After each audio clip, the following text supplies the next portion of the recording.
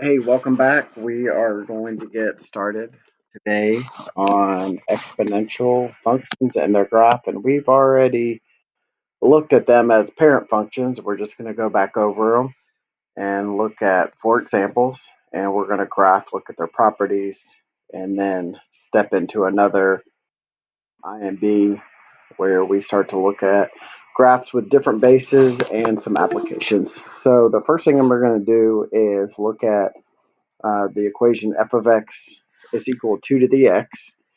And we're just going to pick some x values. And I'm going to use -2, -1, 0, 1, 2, and 3. And we're going to see what the output is. So -2 2 raised to the -2 is equal to 1 over 2 squared, which is a quarter. And then 2 to the -1 is a half. And 2 to the 0 is 1. 2 to the 1 is 2. 2 squared is 4. And 2 to the third is 8. So notice the base is 2 here.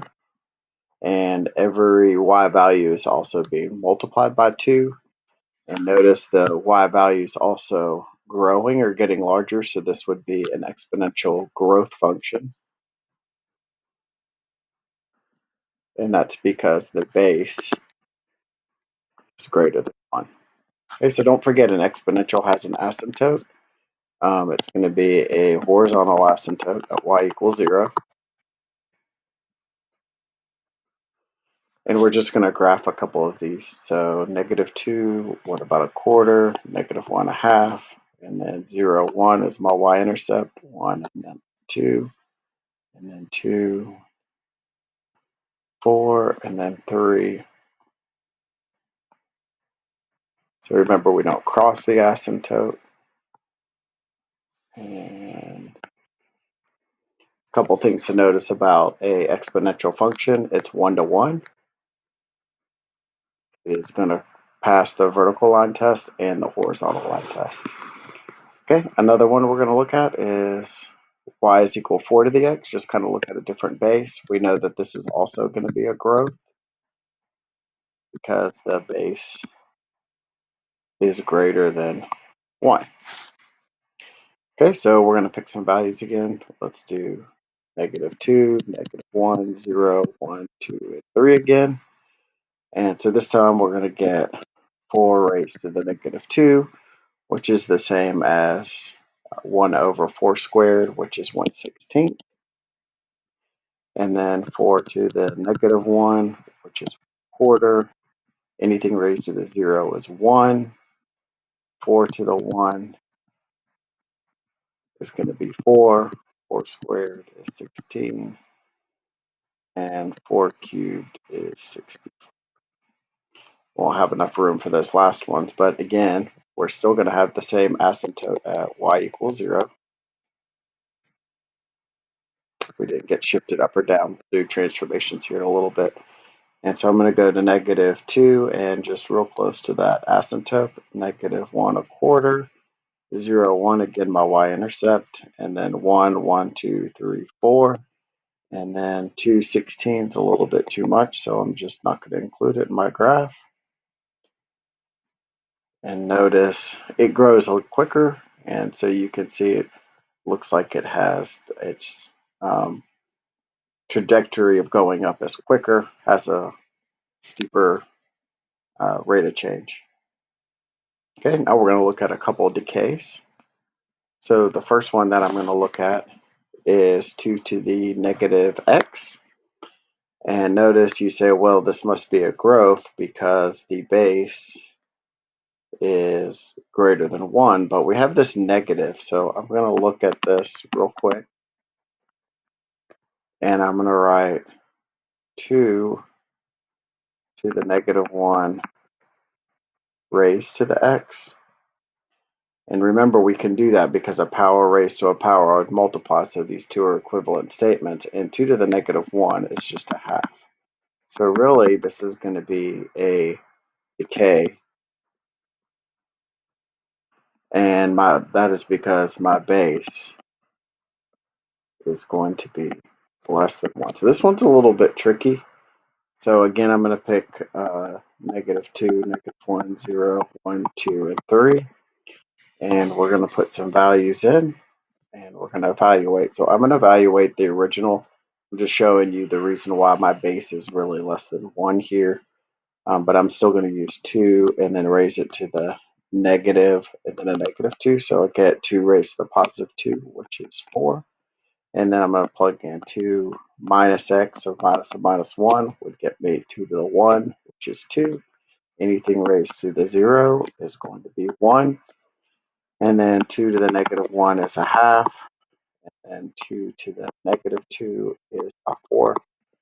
2 to the -3 is going to cause the reciprocal be 1 over 2 cubed, which is 1 over 8. Okay, so here again, I'm going to have a y-intercept. I mean, not a y-intercept, a horizontal asymptote, but y equals 0. But notice this time, I'm going to start off at -2 and go 1, 2, 3, up to 4. -1, up 2, 0, 1, 1 and a half, quarter, fourth. So this time, instead of increasing from left to right, it is decreasing. And some key things to remember is like your domain and range, right? If this is would be decreasing from -infinity to infinity. I have a y-intercept at 0, 1. My domain would be from -infinity to infinity, and my range would be from 0 to infinity, but not including 0. Okay, my next one is, I kind of made a mistake, but I'll give you the correct copy of this in the download. We're just going to change this to a third since it ended up being the exact same. So obviously this one is also a decay, and that is because my base is less than 1. And we'll just do again same values. This INB is pretty easy. So 1/3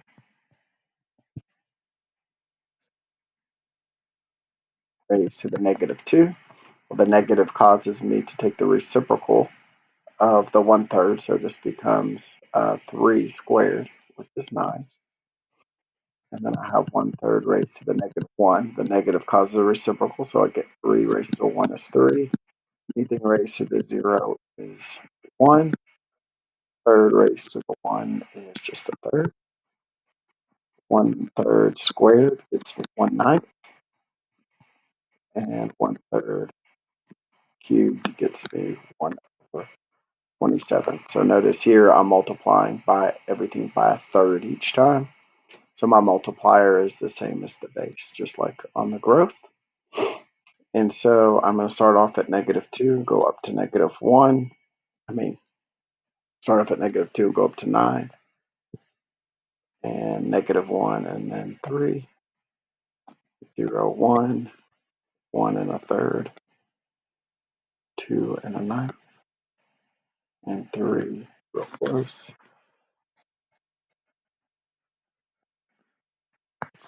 Notice on this one, the steeper the rate of change, the smaller the base. So the closer the base is to 0, the further it gets away from the y-axis.